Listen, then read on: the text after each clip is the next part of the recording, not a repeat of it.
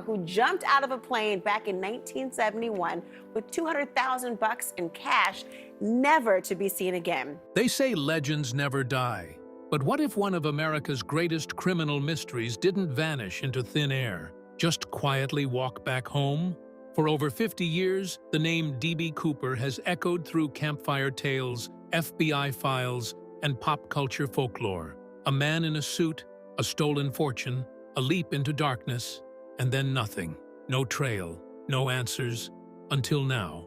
A stunning twist has just emerged, not from a cold case archive or forensic lab, but from a dusty shed and two voices that refuse to stay silent any longer. Their discovery could turn the entire case on its head. Could it be that the man who outwitted the FBI simply became a father, a husband, a neighbor? One discovery, one expert, one last chance to close the file. But the real question isn't just who D.B. Cooper was. It's, what has he been hiding all these years? The D.B. Cooper legend.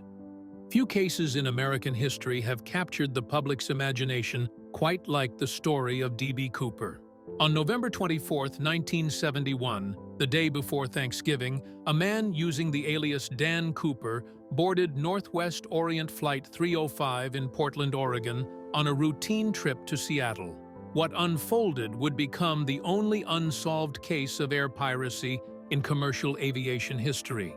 Cooper, calm and composed, hijacked the plane, demanded ransom and parachutes, and then vanished mid-flight over the Pacific Northwest. His fate remains unknown to this day. The FBI dubbed the case NORJAC, Northwest Hijacking, and launched what became one of the most exhaustive investigations in the Bureau's history. Over 45 years, agents conducted thousands of interviews, pursued hundreds of suspects, and followed leads from across the country, none conclusive. Though a small cache of the ransom money was discovered in 1980 along the Columbia River by a young boy, no definitive physical evidence, body or parachute, was recovered. Cooper's identity, motives, and ultimate fate remain a subject of endless speculation. There was never a time when the public interest in this case would wane.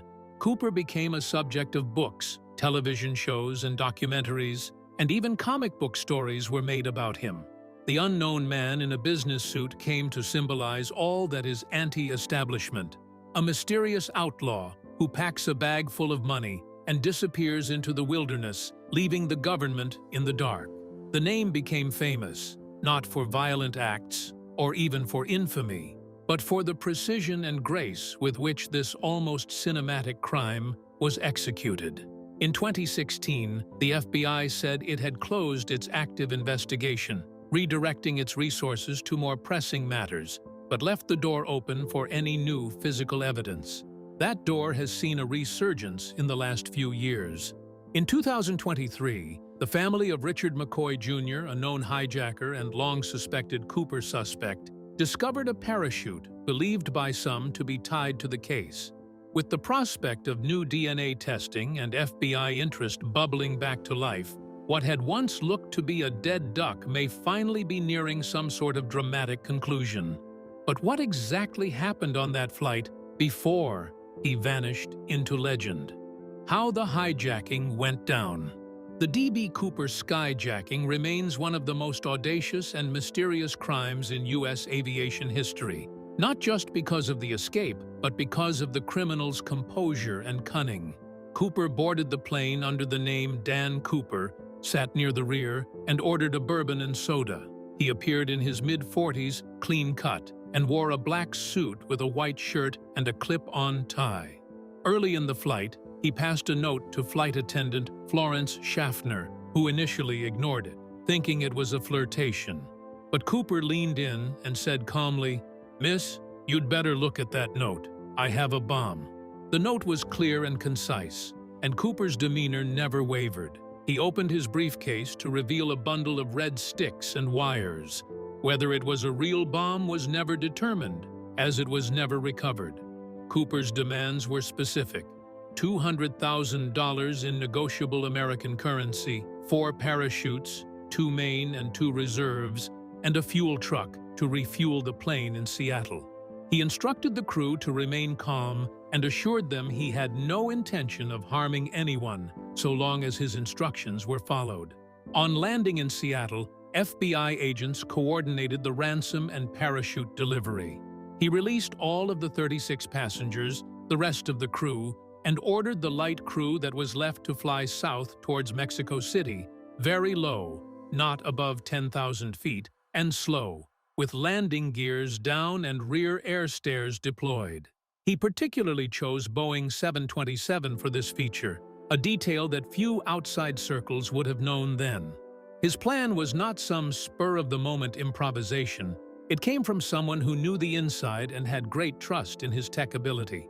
It is around 8:13 p.m. over the lush, wild canopy of southwestern Washington.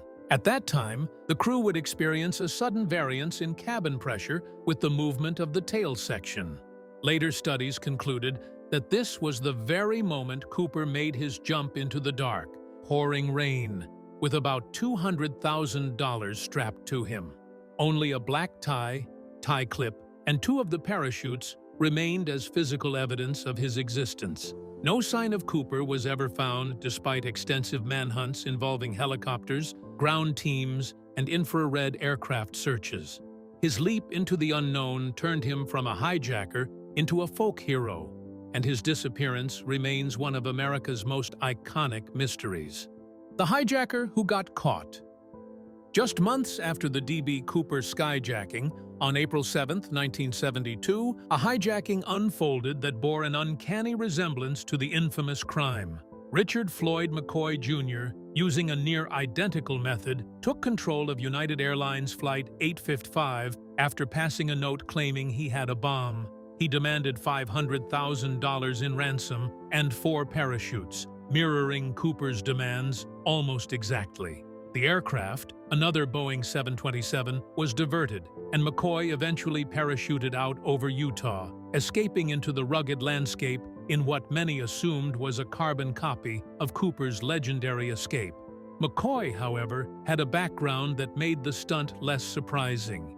He was a decorated Vietnam War veteran and skilled helicopter pilot with training in airborne operations. His military experience gave him the expertise needed for high-altitude parachuting and aviation tactics. The parallels with Cooper's operation became impossible to ignore. McCoy's composed behavior during the hijacking, his technical demands, and his use of the Boeing 727's unique air stair system made him an immediate suspect in the still unsolved Cooper case. Unlike Cooper, though, McCoy was a fugitive for a short time. Just about 2 days after the hijacking, agents from the FBI busted him at his home in Utah after receiving tips from friends who had noticed the sudden wealth and suspicious behavior. Within the home were found a jumpsuit, a duffel bag stuffed with ransom cash, and notes unlike the ones given to the flight crew, thereby proving 2 good evidence against McCoy, who was quickly tried, convicted, and sentenced to 45 years of imprisonment in federal prison for air piracy. But that did not end the story. McCoy made headlines in 1974 when he engineered a spectacular jailbreak from the prison known as Lewisburg Penitentiary, with a pistol fabricated out of dental paste. He hijacked a garbage truck, which he rode in flight, triggering a nationwide manhunt. Eventually, FBI agents found him holed out in Virginia Beach, where he was shot and slain in an exchange of gunfire. This notwithstanding, the FBI held that he was not D.B. Cooper. Recent revelations from his children and the finding of a parachute tied to him have resurrected the theory that maybe McCoy had led 2 criminal lives, and the guy who vanished into the sky at night in the year 1971 never had really disappeared. The parachute discovery. The discovery that reignited the D.B. Cooper investigation wasn't made by detectives or journalists, but by 2 adult siblings cleaning out an old shed. In 2023, while going through their late mother's belongings, Shante and Richard McCoy III stumbled across a dusty, military-style parachute rig tucked away among forgotten storage boxes. At first glance, it looked like a relic from their father's time in the military. But the more they examined it, the more they realized it might be tied to something much larger than family memorabilia. It might be a missing piece of one of America's most legendary unsolved crimes. What made the discovery truly remarkable was the design and condition of the parachute itself. It wasn't a sports chute or something one would expect to find at a surplus store. The rig was consistent with the type used during the early 1970s and matched known details about the parachute given to D.B. Cooper by authorities during the hijacking. Key components, like the stitching, harness configuration, and ripcord placement, were rare and consistent with military-issue equipment. These characteristics were what prompted the Mccoy siblings to take the find seriously and to seek professional verification. That affirmation came from aviation expert Dan Grider, who studied the D.B. Cooper case for several years. Grider recognized immediately, when shown the rig, its potential. He dubbed it 1 in a billion, not only because such a contraption was rare, but also because it was discovered in the possession of one of the most famous suspects in the case, Richard Mccoy, Jr. Grider confirmed that the model of the parachute matched the one issued to Cooper almost exactly. This was not circumstantial. It was specific technical evidence, compelling but almost impossible for it to be brushed aside. The discovery of the parachute did much more than revive old theories. It also put the FBI back into action. Its agents were dispatched to thoroughly comb through Mccoy's property, confiscating the rig for transport to the FBI's laboratory in Quantico. It has been decades since a piece of physical evidence worthy of being tested has been found. The investigators are now looking into the parachute for biological material, such as DNA, skin cells, or fibers, which might match partial genetic samples collected from the 1971 aircraft. If found, this would be the last bit of thread enough to unravel the mystery and definitively tie Cooper to Richard Mccoy, Jr. The Mccoy family comes forward. Behind the headlines and evidence was a deeply personal story of two siblings caught between family loyalty and historical truth. Shantae and Richard Mccoy III had grown up knowing their father had a notorious past. He was a convicted hijacker, a Vietnam veteran, and a man who died in a shootout with the FBI. But quietly, over the years, they also began to suspect that their father's criminal record didn't start with the 1972 United Airlines hijacking. It started with D.B. Cooper. This suspicion wasn't fueled by rumor alone. It was driven by questions they were never able to fully answer. For much of their lives, they kept those doubts to themselves. The idea that their father might have pulled off the most infamous skyjacking in American history felt too surreal to speak aloud. They knew the world would be skeptical, and they didn't want to tarnish their father's memory without cause. Still, some signs nagged at them. His military background, his expertise in aviation and parachuting, and the uncanny similarities between the Cooper and Mccoy hijackings all hinted at a hidden truth they couldn't ignore. The very moment they discovered the parachute proved to be transformational, not only for the case, but in their view of what they had known until then. This discovery gave them not just a lead, but clarity as well. Years of speculation had given way to having something concrete linking their father to the escape of D.B. Cooper. Now came the forced reevaluation of what they had grown up believing, and even the encouragement to speak publicly about it. This was not about fame, it was about finding closure, not just for them, but for a nation still asking who Cooper truly was. The Mccoy siblings approached the podium to share their stories with a mixture of humility and assurance. None of them claimed to know it all, yet they would have one component part of the puzzle, and their readiness to let the evidence speak would be an esoteric sense of Welsh prescription in itself. Neither has this tale, much to their credit, spared the criminal a secret. It speaks as much to the burden of knowing and the fear of having it dismissed as it does to the courage to go public with the truth, knowing that it might cost you. They have added a human dimension to the D.B. Cooper mystery that neither pretends nor trivializes, one that is family rather than folklore. Their truth may have come from the heart, but what came next would be driven by cold, hard science. New DNA testing underway. Though the FBI officially announced the closure of its active investigation into the D.B. Cooper case in 2016, the agency made a significant caveat. If new physical evidence surfaced, especially a parachute or any part of the stolen money, it would be taken seriously and should be reported immediately. This statement, often overlooked, became crucial in 2023 when the Mccoy siblings discovered the suspected Cooper parachute. Recognizing its potential importance, they followed protocol and informed authorities. The FBI, true to its word, did not ignore it. After receiving the tip and reviewing the initial evaluation from aviation expert Dan Grider, the FBI mobilized quickly. Agents arrived at the Mccoy family property in North Carolina and conducted a meticulous search of the shed and surrounding areas. The parachute rig was taken into custody and transferred to the FBI's forensic laboratory at Quantico, Virginia. While no public press conference was held, Grider and individuals close to the case have confirmed that the parachute is now undergoing forensic evaluation, an unprecedented development in a case long believed to be dormant. Much of this re-examination relies on DNA testing. When the hijacking was first reported, the FBI collected only a small fraction of biological evidence, such as the partial DNA and fingerprint analysis against a necktie owned by Cooper that was left on the airplane. These samples could not be used to confirm an identity, but were maintained. Now, investigators are trying to extract DNA from the parachute material, which may have retained sweat, hair, or skin cells from the 1971 jump.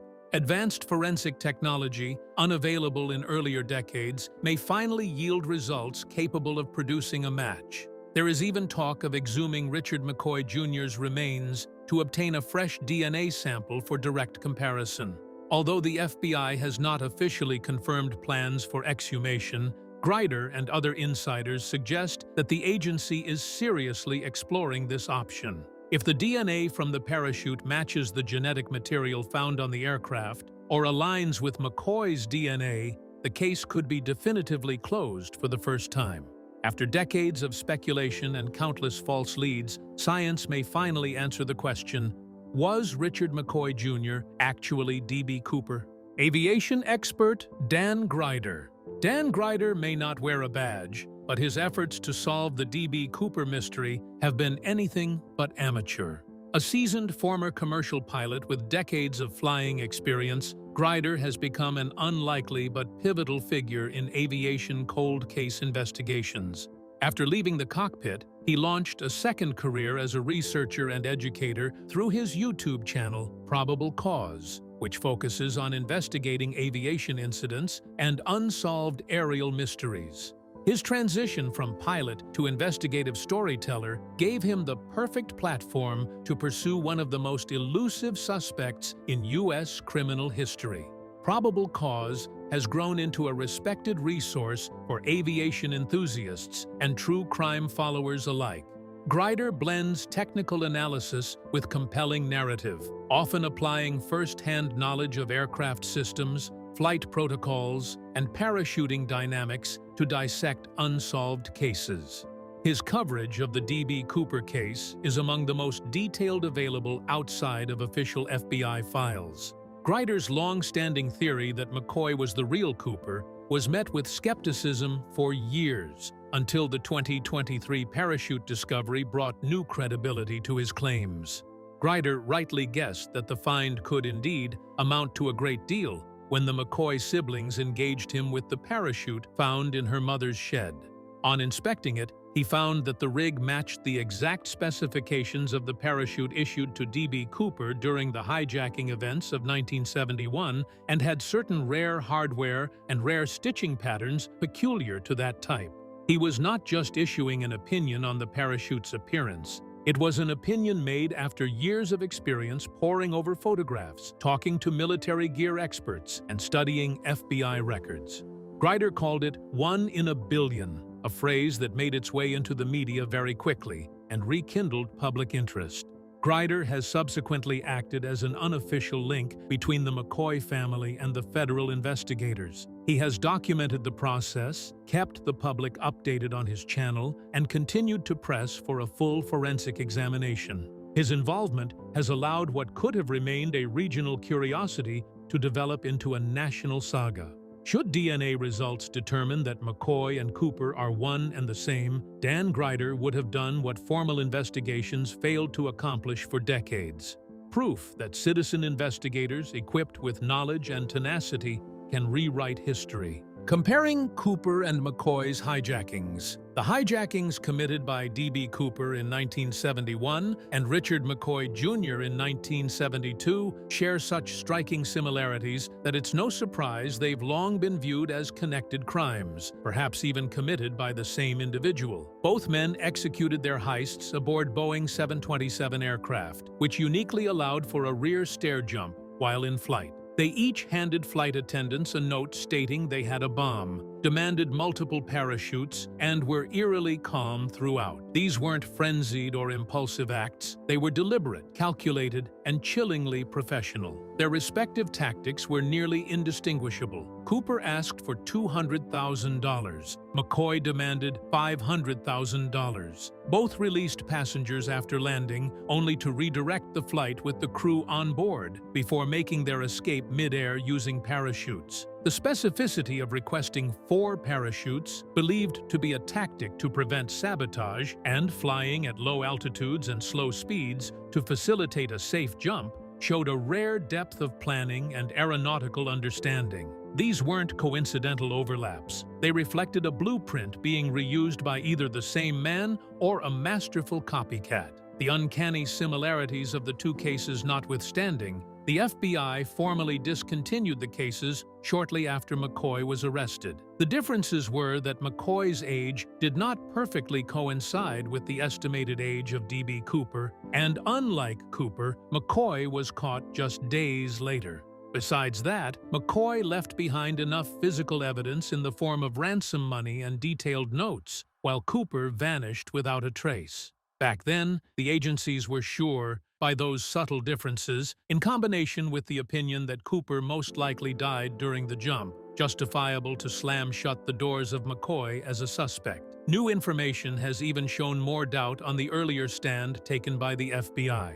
Aviation expert Dan Grider and many others have suggested that the Bureau may have acted too hastily in separating the two hijackings without taking into account the larger tactical links between the two actions. If the ongoing DNA testing turns out to be a match, it would be a connection not only between McCoy and the Cooper hijacking, but also an important blunder in the history of federal investigation. The very premise that McCoy may have achieved what many would say to be the most famous skyjacking in the history of the U.S. and then repeated the crime a few months later is more than just believable. It may soon become recordable. McCoy's military background, especially his training in parachuting under combat conditions during the Vietnam War, is yet another angle, often neglected, that deepens the connection. He had been a participant in combat situations, watching over the jumps out of the aircraft, unlike any other civilian. As a result, he was precisely the one who was very much capable of executing both hijackings with almost surgical precision. Former FBI agent Larry Carr stated, "Whoever Cooper was, he wasn't guessing, he knew what he was doing." A statement intensely aligning with McCoy's profile. The concept that the same man might have rehearsed his plan only to mount an even bolder real-time undertaking converts our narrative from coincidence to a calculated modus operandi. Forensic fallout. Once the FBI retrieved the parachute discovered by the McCoy siblings, the entire trajectory of the D.B. Cooper investigation shifted from folklore to forensic science. The parachute is now held at the FBI laboratory in Quantico, where it is being treated as critical evidence in a potentially historic criminal case.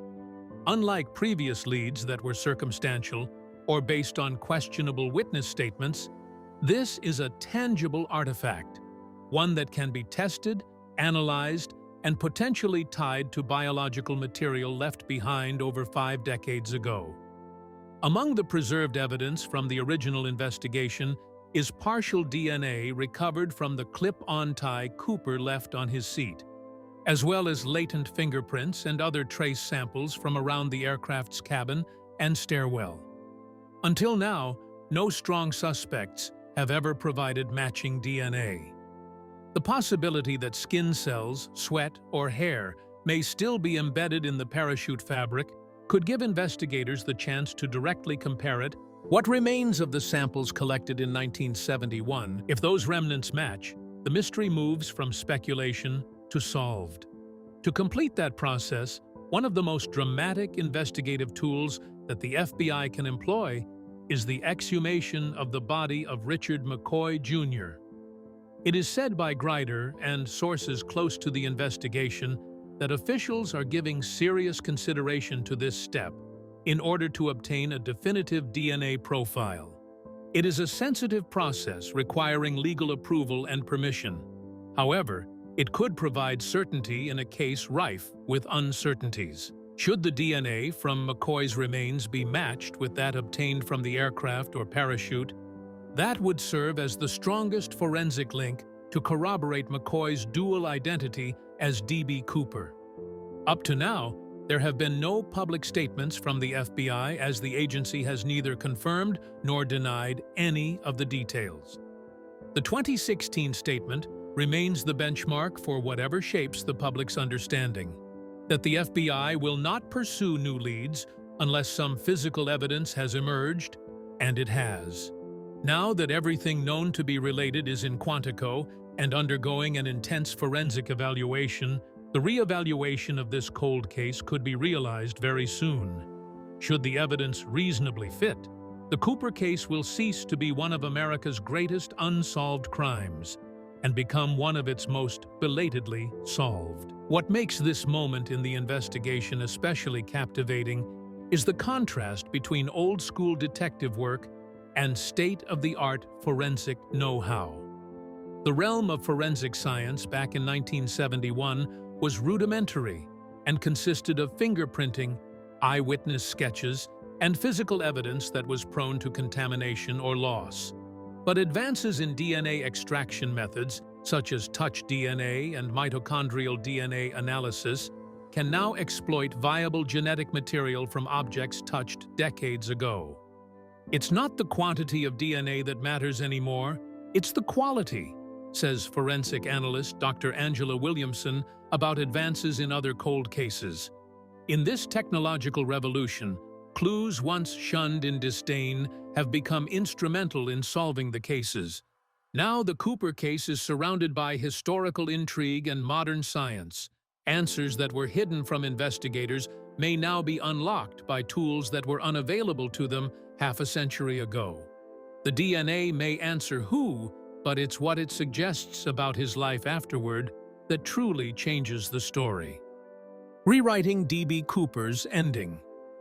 For decades, the dominant narrative surrounding D.B. Cooper was that he vanished into legend, either dying during the perilous parachute jump or escaping so well he became a ghost in the national imagination. But if recent developments prove accurate, that entire story may have been wrong. Cooper may not have disappeared into the wild at all. He may have gone home, slipped back into an ordinary life, and raised a family while carrying the secret of a legendary heist, hidden in plain sight as Richard Mccoy, Jr. The notion that Cooper not only survived, but also reintegrated into society dramatically reframes the myth. It replaces the idea of a fugitive on the run with a man who managed to live openly, concealing his past behind the appearance of a military veteran and devoted father. According to Shante and Richard Mccoy III, their father never directly confessed to being Cooper, but he exhibited behaviors and had knowledge that aligned closely with the crime. The parachute discovery brought what had been an emotional suspicion into the realm of hard evidence. Assuming Mccoy was indeed D.B. Cooper, the tale of America's most elusive skyjacker takes a far more intricate turn. Instead of being a lone man swallowed by the wilderness or a master criminal hidden from the world, Cooper becomes a testament to just how deeply a person may sink a secret into the inner recesses of their minds, keeping it almost as far away as possible from even those closest to him. He didn't disappear, he blended in. The Cooper mythos, from there, shifts gears from disappearance and metamorphoses into deception and concealment, where the boldest part of the crime wasn't just the jump, but the decades spent pretending that it never happened. The implications that this has for true crime are revolutionary. The very specter of Cooper and his ways inspired a million books, documentaries, conspiracy theories, and investigations. The unsolved nature of the case was its fuel. Should this new evidence lead to its closure, the story will finally find itself tethered in the land of truth rather than myth. That notwithstanding, in many ways, that truth is all the more compelling. Cooper didn't fade into a mystery. He integrated into normalcy. And if that's the case, then America's most famous outlaw wasn't lost at all. He was simply home the entire time. Such raises much wider questions about how society has mythologized criminals who seem to succeed against authority, yet do not actively harm it.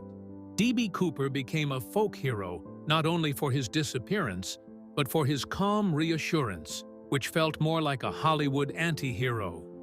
He became a symbol of defiance, cool, under pressure, non-violent, and mysteriously successful, notes Jeffrey Gray, author of Skyjack, The Hunt for D.B. Cooper. If Cooper were in fact Mccoy, in other words, a man who perhaps lived among neighbors and served in the military and raised a family, then the cultural framework from which we would view such figures becomes even more cloudy.